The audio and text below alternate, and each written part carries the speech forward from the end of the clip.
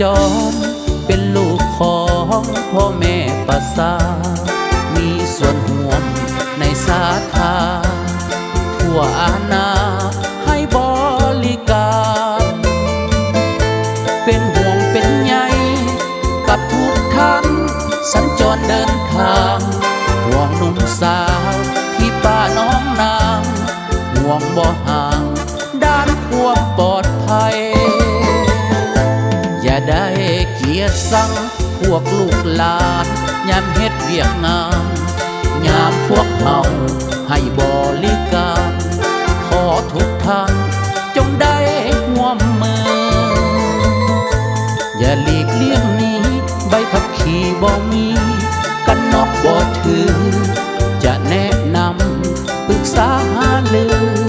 จงยึดถืออย่าได้ปิดบังบางคนดิ้นรนหลบหนีอุบัติเหตุนั้นมีจงได้ระวังบ่มีมนต์หรือบ่มีของขังขับรถสิ่งระวังอันตรายหนุ่มสาวจราจรขอวิงวอนทุกท่านด้วยดีอย่าทำผิดกฎหมายนั้นมีอย่าได้หนีหรือคิดสิ่งสั่งพวกเฮาลูกหลานถือว่าเป็นพี่น้องเดียวกันมีความจริงใจมนุษยสัมพันธ์ขอทุกท่านจงได้ฮักแพง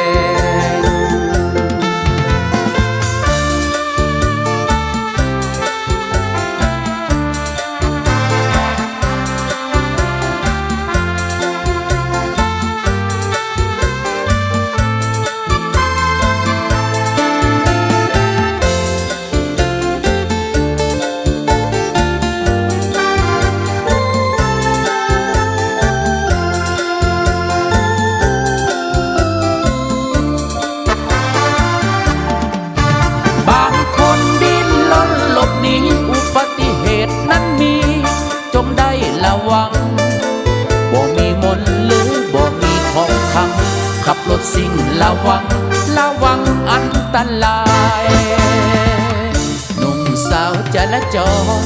ขอวิงวอนทุกท่านด้วยดี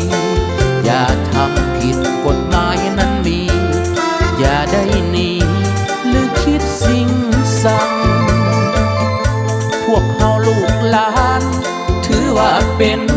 พี่น้องเดียวกันมีความจริงใจมนุษยสัมพันธ์